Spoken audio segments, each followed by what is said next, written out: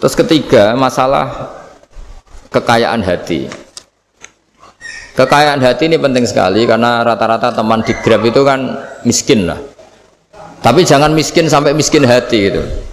Bahwa kamu nyari nafkah itu sudah ibadah, berkelana di buminya Allah juga ibadah, menyaksikan macam-macamnya orang itu juga ibadah. Bahkan menambah khazanah ilmu. Di antara warisan ilmu yang kita dapatkan dari Rasulullah SAW, misalnya kamu jalan-jalan, punya kaki dua, punya tangan dua. Gara-gara jalan-jalan sering ngerti orang yang buntung. Alhamdulillah meskipun saya hanya Grab masih punya kaki utuh. Terus ketemu orang buta ya gitu. Alhamdulillah ladzi afani mimma btalaka bih.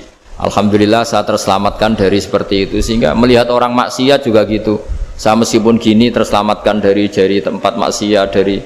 Sehingga hidup itu tidak nelongso gitu. Ada nilai lebih yang kita punyai.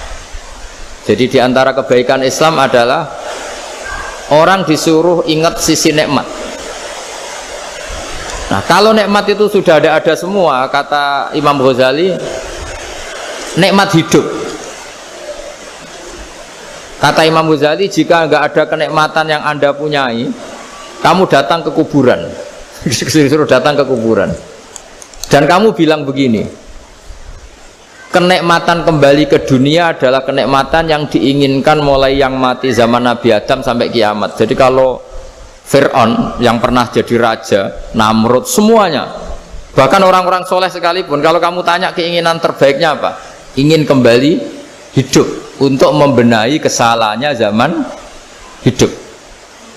Artinya apa? Kehidupan yang kita miliki sekarang adalah kenikmatan yang dirindukan mulai yang mati zaman Nabi Adam sampai kiamat. Maknanya apa? Kita punya kenikmatan yang luar biasa karena kenikmatan yang dirindukan oleh orang yang sudah mati mulai dulu sampai sekarang. Apapun masalah hidup Anda ini punya kenikmatan yang enggak tertandingi, yaitu namanya hidup. Barokahnya hidup itu kita bisa tobat. Setidaknya ingin tobat. Kalau nggak bisa tobat, ingin tobat. Makanya di Indonesia itu banyak nyuwun sewu, banyak maling yang anaknya itu soleh. Karena kalau ngandani anaknya tetap gini, wes le bapak tok sing lakoni kowe ojo. Bapak tok yang alami ini kamu jangan. Banyak di Indonesia orang nggak bisa baca Quran, anaknya hafid. Karena setiap bodoh itu tidak diwariskan. Wes le bapak tok sing bodoh kowe ojo bodoh. Mungkin teman-teman di Grab juga gitu, wes bapak tok cong sing nasi pengene kowe ojo. Jadi kebaikan begini itu akan terus-menerus diwariskan. Sehingga banyak orang tidak tamat SD anaknya dosen, nggak tamat SMP anaknya dekan. Karena setiap dari kita itu cita-cita kebaikannya menurun ke anak cucunya, keburukannya berhenti di dia. Cara wong Jawa itu bapak tok sing nglakoni. Nah, di sini saya jelaskan tentang kekayaan rohani. Jadi saya mohon ketika Anda jalan-jalan nganter penumpang itu harus sering muji Allah Subhanahu wa taala. Ya, saya bacakan ayatnya, at-taibunal abidunal hamidun. Orang baik itu yang tobat, yang ahli ibadah. Di antara definisinya itu as-saihun, yang sering jalan-jalan. Siaka itu jalan-jalan. Jadi orang paling bejo sak donya itu sampai harus jalan-jalan ibadah dapat uang. Tapi syaratnya ibadah. Sekali tidak ibadah dapatnya masalah kan? Sering goncekkan orang cantik terus ingat istrinya tidak cantik. Sering goncekkan orang yang sopan, yang santun terus ingat andekan ini istri saya di rumah rewel gitu. Jadi kalau kamu tidak taat itu adanya penyesalan. Di lampu merah ada orang naik Ferrari, naik Alphard, sementara kamu di rumah hanya mobil butut, kadang malah tidak punya mobil. Jadi kekayaan rohani itu dimulai dari mana? Dimulai dari taat. Cara berpikir itu taat, bukan maksiat. Sekali Anda cara berpikir maksiat, maka adanya hanya penyesalan. Semakin pengalaman di luar, semakin penyesalan. Karena di luar sana banyak orang yang dapat nikmat yang lebih dari Anda. Tapi sekali Anda taat, kamu akan mensyukuri apa yang Anda miliki dan tidak pernah ingin sama yang dimiliki orang lain. Sehingga orang-orang yang sering pergi itu sama Allah dipuji. Jadi tidak ada nabi kecuali di antara ibadahnya itu jalan-jalan. Fasiru fil ardi. Sehingga semua nabi itu mesti pernah melakukan perjalanan internasional. Rasulullah Muhammad SAW pernah jalan-jalan sampai ke Syam, padahal beliau orang Mekah. Nabi Ibrahim yang orang Syam pernah perjalanan sampai ke Mekah.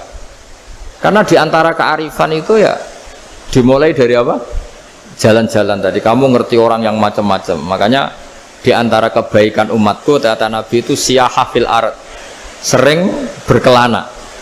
Tapi tentu untuk mengambil pelajaran. Atta ibunal abidunal hamidun as-saihun.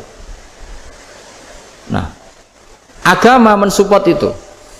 Sehingga kata Nabi, jika ada orang kok sholat qobliyah, ba'diyah semuanya di masjid, sama Nabi ditegur, la taj'alu buyutakum kuburan, rumah kamu jangan jadikan kuburan, harus dapat jatah apa? Sholat. Kata ulama, kalau ada orang sering sholat di satu titik, itu ditegur, kamu harus ganti titik yang lain supaya saksi bahwa kamu di bumi sholat itu banyak. Jadi kita ya punya nilai positif juga tentang apa? Karena kita sering siyahah, kalau bahasa Arabnya itu sering keluyuran, saksi kita kebaikan juga banyak. Tapi pesan saya paling pokok tadi ya, jadikan komunitas kebaikan itu punya nilai jual. Syukur-syukur fid dunya hasanah wa fil akhirati hasanah. Ya kita bersyukurlah di Indonesia itu. Saya masih ingat kecil saya itu ya sekitar saya umur 15-14 tahun. Setiap mau pergi itu pesannya orang-orang yang sering pergi itu jangan masuk terminal jam ini di perapatan ini, karena yang namanya preman itu dulu dominan. Sekarang sampai jam 2 ada orang pakai jilbab, kadang ya orang pakai peci, yang nggak pakai peci pun ke musola sholat terus. Yes, pokoknya kebaikan itu jadi komunitas dan jadi nilai jual. Bahkan tadi misalnya ibu-ibu yang pergi malam itu kan mesti ada orang-orang yang jadi langganannya karena terkenal apa? Amanah. Yang dititipi anak juga milih orang yang terkenal apa? Amanah. Nah, nilai amanah ini harus kita jaga terus supaya kamu ya bisa bekerja, orang lain juga nyaman karena amanah tadi, Allah juga senang karena amanah itu perintahnya Allah Subhanahu wa ta'ala. Dan Indonesia harus menuju ke sana. Pemimpin juga harus gitu. Pemimpin bawaannya amanah, bawaannya apa, yang memilih dia juga senang karena nggak malu lah. Tapi kalau kita milih ternyata yang kita pilih tahu-tahu ditangkap KPK kan ya malu gitu. Dulu kita kampanye mati-matian, ternyata dia ditangkap KPK. Tapi kalau dia amanah kan ya senang. Sama kalau tukang Grab ketangkap satu karena penodaan atau karena pengkhianatan, yang malu juga semua. Karena kadang-kadang nanti digeneralisir seakan-akan semuanya seperti itu. Tapi dengan reputasi panjang, nggak pernah terjadi apa-apa dalam Grab kan otomatis lainnya juga terangkat. Nah, ini yang dimaksud wa'tamiru bainakum bima'ruf. Jadikan kebaikan itu urusan bersama. Makanya andekan negara itu sudah mengoptimalkan polisi, TNI untuk meringkus preman, oke itu baik. Tapi ya lebih awet lagi kalau itu ditopang masyarakat. Karena yang nggak amanah terkucilkan, terus akhirnya Grabnya nggak laku, akhirnya dia dipecat, akhirnya kan yang maksiat hilang, yang kriminal hilang, yang ada hanya Grab yang baik. Begitu juga di dunia apapun. Itu yang dimaksud wa'tamiru bainakum bima'ruf. Jadikan kebaikan ini urusan bersama. Nah, karena kita baik, otomatis jadi teladan yang baik bagi anak kita, istri kita, tetangga kita. Dan karena kita baik, maka terhormat. Sehingga orang melihat Grab itu simpatik, respect, karena reputasinya baik. Nah, karena orang respect tidak dicibir. Barokahnya tidak dicibir, tidak mangkel. Barokahnya tidak mangkel, tidak saling ejek, bahkan tidak saling bunuh. Coba kalau kita jelek, dicibir orang, kita dalam keadaan mabuk, tidak terkontrol, bunuh. Jadi efek dari maksiat itu begitu buruknya. Sehingga penelitian itu mengatakan kebanyakan kecelakaan ya pemicu utamanya rata-rata ya nyupir dalam keadaan mabuk. Beberapa nyuwun sewu kasus-kasus kriminal rata-rata ya dipicu oleh hal-hal seperti itu. Makanya meskipun di luar saya tolong hindari narkoba, hindari hal-hal yang maksiat supaya pekerjaan Anda ini barokah. Kemudian yang terakhir saya beri ijazah tentang Al-Fatihah ya, karena ini surat yang populer. Kalau saya ijazahi Quran 30 juz pasti sampean nggak hafal. Atau ijazah surat Baqarah, kalau mau Baqarah mau. Ijazahi surat Baqarah mau 2 juz setengah. Mau Mas Asep? Ya Fatihah aja yang gampang ya. Nah, ya kulhu Fatihah ini paket ringan ini. Tapi pahalanya apa? Besar. Ini beda ya, artinya selama ini mungkin Anda baca tapi monoton ya. Tapi ini saya bacakan teks aslinya tentang istilahnya itu mazaya itu kelebihannya Fatihah. Saya baca Arabnya dulu, nanti ini terakhir ijazah. Tadi kan saran-saran umum tentang sosial. Ya, pokoknya jadikan kebaikan itu punya nilai sosial yang baik lah. Jadi nanti orang yang nggak amanah nggak laku. Ya, calon bupati, gubernur, presiden yang nggak amanah juga nggak laku. Begitu juga kiai yang tidak amanah juga nggak laku. Suami yang nggak amanah juga nggak laku. Istri yang nggak amanah juga. Sehingga kebaikan ini jadi nilai sosial yang dalam tanda kutip sudah keniscayaan ya. Yang diinginkan Allah itu seperti itu. Bukan kebaikan yang dipaksakan karena kekuatan negara. Maksudnya kalau bisa kebaikan itu tidak usah dipaksakan. Memang sudah satu kebutuhan. Tak cerita-cerita di negara maju itu. Bahkan apapun jatuh itu nggak ada yang ngambil apa itu. Makanya gambarannya Mekah Medina kan gitu kan. Barang jatuh nggak ada yang berani apa ngambil, itu saking sudah jadi sistem.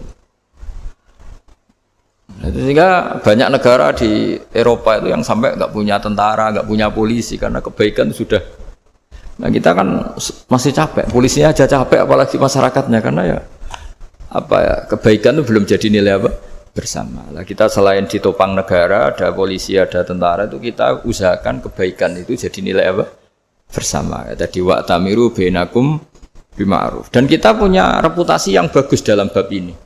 Saya masih ingat kecil saya itu yang jilbaban hanya keluarga kiai. Sekarang rata-rata masyarakat itu jilbaban. Dulu yang sekolah SMP, SMA itu jilbaban kadang dulu malah dilarang ya, harus sama seperti itu seragamnya. Sekarang sudah boleh. Dan nyaman. Lama-lama yang dapat simpatik ya yang pakai pakaian model tertutup seperti itu. Lama-lama gampangane cara wong golek mantu ya golek yang seperti itu daripada yang blodor. Lama-lama jadi nilai bersama. Ya ingin saya seperti itulah. Di terminal juga sama.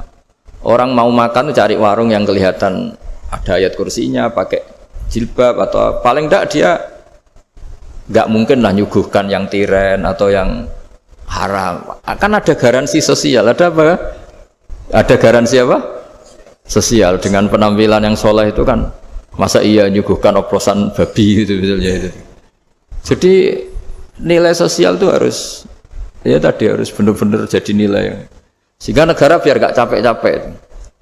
Polisi juga gak capek kan, karena tugasnya corong Jawa mau ngawat-ngawati tok, tapi sudah tidak perlu tegang karena kebaikan sudah jadi nilai apa bersama. Ingat-ingat ya ayatnya tadi, wa'tamiru bainakum bima'ruf. Jadi kebaikan itu harus jadi nilai bersama. Iktimar itu menjadi urusan bersama. Makanya kalau kita rapat besar disebut apa? Muktamar. Muktamar itu urusan bersama. Ya tadi, imamnya sholat juga menopang Gojek karena enggak lama-lama nopang Grab, nopang Kernet, nopang penjaga Indomaret, penjaga bensin, pom bensin. Lah dia hanya punya waktu 5 menit terus imamnya baca Baqarah kan. Iya imamnya mursyid, mungkin dia tambah lama tambah dapat aplaus dari muhibbinnya, tapi makmumnya dia tambah lama tambah dapat penghormatan dari pecintanya, tapi kitanya wah khusyuk wali kan, dia dapat status naik lah, kita yang sudah tidak ikut jadi wali diganggu apa pekerjaannya. Kalau ada imam seperti itu sampai mufaroqah saja, niat ya Allah sampai sini saja saya makmum orang itu, silakan orang itu punya urusan sendiri dengan jenengan ya sudah, atau salib saja apa. Nah, itu boleh kalau dalam fikih namanya apa? Mufaroqah. Mufaroqah itu niat, tapi kamu jangan langsung selonong mufaroqah, niat dulu pamit sama Allah bahwa sekarang mau mufaroqah. Tapi ya jadi sholat yang aneh kan, imamnya masih rukuk, kamu terus sujud, terus apa-apa selesai ya. Mungkin dalam pandangan itu orang lain ini maksudnya makmum gimana ini kok begini. Tapi sudahlah Allah Maha tahu. Insya Allah dimaklumi. Ya saya baca tentang Fatihah ya, karena sampean pasti sering baca Fatihah. Supaya apa sekaligus jadi jimat lah gitu. Jadi Kalau kamu sering di jalan-jalan yang mungkin sepi atau mungkin kan tidak semua teman Grab itu nasibnya bagus kayak yang di Semarang Jogja. Mungkin yang di Kalimantan di Papua kan ada yang 10 kilo gak ketemu rumah, ya kan? Ya lihat di TV-TV itu kan kasihan kan. Sudah 10 kilo gak ketemu rumah, penumpangnya kewekar preman tuh kan. Ini makan orang enggak kan gitu. Kan ujiannya dua. Kalau penumpangnya cantik itu ya kecoba syahwat, kalau preman takut. Jadi orang itu selalu ujian itu. Sing sedengan itu kan jarang orang itu. Jadi kalau penumpangnya perempuan cantik ujiannya itu syahwat, kalau preman ujiannya ketakutan. Kalau orang yang lemah bawa uang ujiannya kamu ingin garong. Jadi hidup itu memang semuanya ujian. Liyabluwakum ayyukum ahsanu amala. Makanya saya sering ditanya oleh teman-teman, Gus, nah ujiannya kenal wong wedok elek piye? Sama. Kenal wong ayu ujiannya syahwat, kenal wong elek ujiannya ngenyek, itu sama-sama dosa. Syahwat ya dosa, ngenyek juga dosa. Welek keriting untune metu ya dosa ngomong gitu. Kadang-kadang orang berpikir enak kancanan wong elek gak dosa. Kata siapa kancanan wong elek itu ya dosa karena bawaannya ngenyek. Ngenyek itu menyepelekan itu. Makanya saya itu ya nggak mau berteman sampean. Nanti kan bawaannya ngenyek atau seneng ya tidak tahu. Ya sudah ada takdir saja kalau ketemu ya tak ulang ngaji gitu. Tapi ini ngaji terakhir, setelah ini ngaji biasa aja, tidak usah resmi gini. Ngaji kok resmi aneh. Pokoknya nanti suatu saat kalau pandemi sudah berlalu saya akan ngaji Rebone. Ini ngaji. Ini ngaji yang kurang bagus karena ngatur kiai kurang berkah ini. Nanti tapi ya lumayan lah masih mau ngaji. Ngaji kok tanggal ini jam ini. Sekarang suatu saat kamu tak panggil, Mas Wahyu datang ke sini jam ini, tidak mesti bisa. Mungkin pas ada acara apa, oh, maaf ke sini pas ngecek pas apa. Jadi ya sudah tapi tak maafkan enggak apa-apa. Takdir ya. Tak bacakan supaya sampean tahu keramatnya bismillah. Nah, sebelum saya bacakan bismillah Fatihah, tak beritahu tentang ilmu tafsirnya karena ini penting sekali. Fatihah itu dawuhnya Allah, tentu itu dawuhnya Allah. Saya ulang lagi, itu kalam Allah. Tapi yang sudah diberikan kesampaian ke kita semua. Sehingga seakan-akan itu menjadi dawuhnya kita ke Allah. Jangan salah loh ya. Fatihah itu dawuh Allah tapi sudah diberikan ke kita. Sehingga posisi kita itu yang punya itu. Nah, kenapa ini perlu dijelaskan? Karena nanti ada kalimat iyyaka na'budu wa iyyaka nasta'in. Kalau itu masih kalam Allah, berarti Allah ngomong ke kamu, ngendikan ke kamu, kepadamu aku menyembah. Masa Allah menyembah kamu? Nah, sehingga ilmu tafsir itu menyelesaikan itu dulu ya. Saya ulang lagi ya, sebelum sampean sering baca Fatihah, aku yakin ya sering baca. Tapi barokahnya tidak paham itu tidak pernah janggal. Enggak paham itu ya penting supaya tidak iskal, tidak janggal. Sebetulnya di kalimat itu ada yang janggal. Kalau Fatihah itu kalimatnya Allah atau kalam Allah, bagaimana dengan kata-kata iyyaka na'budu? Masa Allah ngendikan ke kita, kepadamu kami menyembah? Masa Allah menyembah kita? Maka penyelesaiannya secara ilmu tafsir gimana? Semua ulama mengatakan, bukan satu dua, semuanya mengatakan di Fatihah itu semuanya diberi kawalan kalimat. Saya ulang lagi ya, di Fatihah itu semuanya diberi awalan kalimat qulu, katakan wahai hambaku begini. Ya, katakan wahai hambaku begini. Nah, begini ini pelajaran dari Allah yang sudah diberikan ke kita. Terus kita mengatakan bismillahirrahmanirrahim, alhamdulillahirabbil, termasuk kita mengatakan iyyaka na'budu wa iyyaka nasta'in.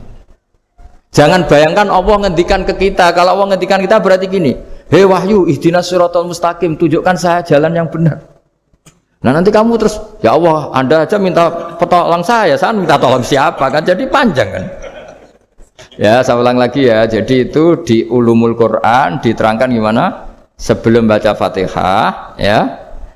Fatihah itu kalamullah, ngendikane Allah, tapi yang sudah diajarkan ke kita dan sudah milik kita, sehingga kalimat itu menjadi milik kita. Tapi ya kalamullah, tetap kalamullah, tapi sudah menjadi milik kita. Udah paham ya? Ya pinter naon. Ya, karena kalau tanpa penjelasan seperti ini, Anda akan iskal. Bagaimana Allah, iskal itu janggal. Bagaimana Allah mengatakan iya karena butuh? Kan jadi aneh ya? Ya, jadi tak jelaskan secara ilmiah ya. Jadi kata ulama-ulama tafsir, ayat-ayat Quran seperti ini sebetulnya dimulai dari qulu apa? Meskipun enggak dilafatkan. Itu kan sama dengan qul huwallahu ahad Muhammad, katakan kalau Tuhan itu satu. Ya namanya Quran itu kan kalam Allah, membina nabinya, membina umatnya. Makanya dikatakan atau enggak di sini tersembunyi kata qulu, katakan. Ya. Jadi ya ibarat apa itu?